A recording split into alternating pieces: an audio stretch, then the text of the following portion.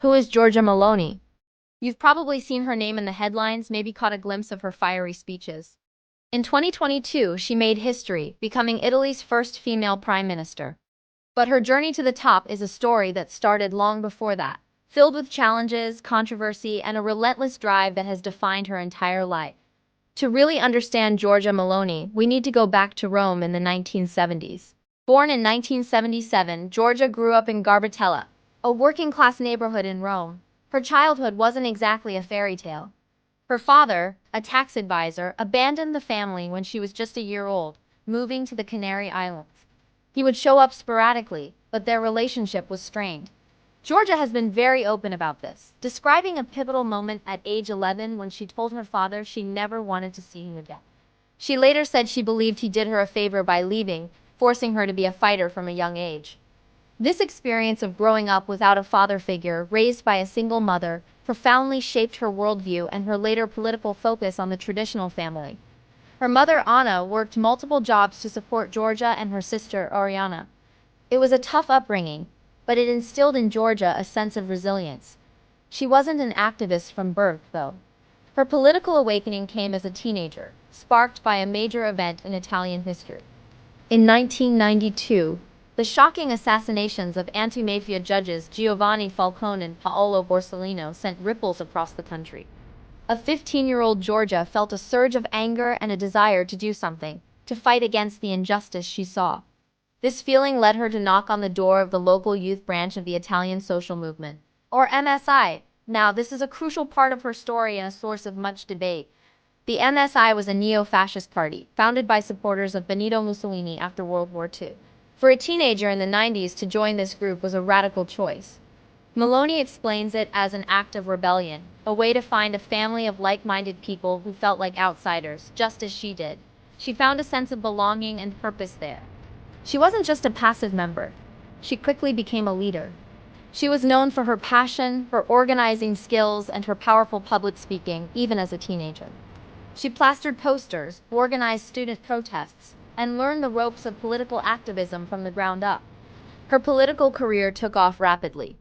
In 1996, she became the national leader of the student wing of the National Alliance, the party that had evolved from the MSI, attempting to move away from its neo-fascist roots and towards mainstream conservatism. By 2006, at just 29 years old, she was elected to the Italian parliament and became its youngest ever vice president. 2 years later, she was appointed Minister for Youth in Silvio Berlusconi's government, becoming Italy's youngest ever minister. She was a rising star on the Italian right, known for her strong conservative stances on family, national identity, and immigration. But Meloni wasn't content to stay within the established party structure. By 2012, she felt the mainstream right, led by figures like Berlusconi, had become too moderate and had lost its way. She wanted something more, something that truly represented her core beliefs. So along with other political figures, she co-founded a new party, Fratelli d'Italia, or Brothers of Italy. The name itself is a nod to the opening line of the Italian national anthem, signaling its strong nationalist focus. For years, Brothers of Italy was a minor player in Italian politics. They were seen as a fringe party, often polling in the low single digits. Meloni was the face of the party, its undisputed leader, but they struggled to break through. She was a loud voice in the opposition, consistently criticizing the government, the European Union, and what she called globalist elites. Her slogan became God, Homeland, Family.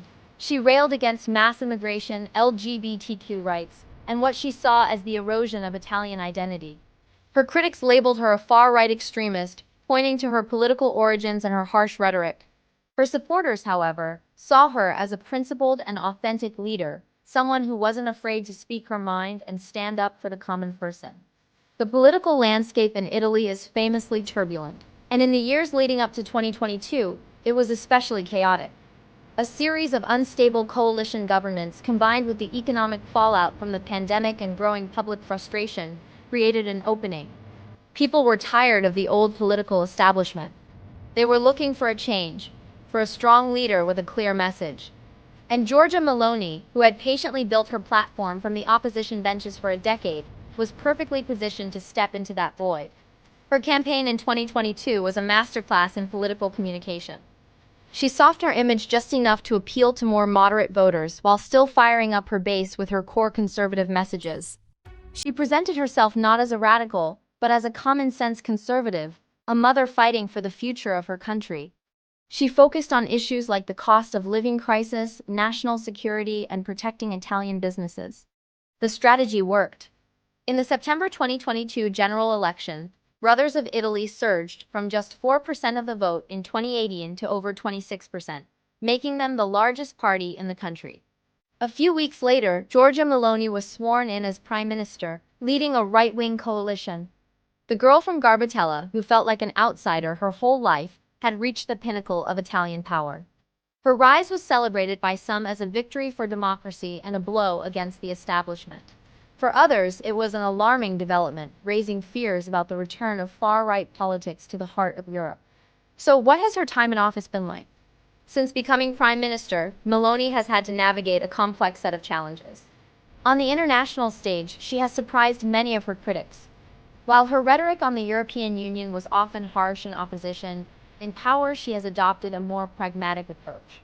She has maintained Italy's strong support for Ukraine against the Russian invasion, and has worked constructively with leaders in Brussels and Washington. She has tried to position herself as a reliable partner, not a disruptive force. At home, her policies have been a mix of her core ideological commitments and practical governance. She has pushed for measures to support families and boost Italy's low birth rate, implemented stricter policies on immigration and asylum seekers, and focused on maintaining fiscal stability. Her government has faced protests over its social policies, particularly regarding civil rights and the rights of same-sex parents. The debate over her political identity continues. Is she a post-fascist, a mainstream conservative, or something else entirely? She herself rejects the far-right label, preferring to call herself a conservative. She has explicitly condemned fascism and Italy's past racial laws, seeking to distance her party from its historical roots. However, critics argue that the symbolism, rhetoric, and core ideology of her party still echo that past. Giorgia Meloni's story is still being written. It's the story of a fighter, a political activist who started on the fringes and worked her way to the very center of power. It's a story about identity, ideology, and the changing face of European politics. Whether you see her as a dangerous radical or a patriotic leader, one thing is undeniable.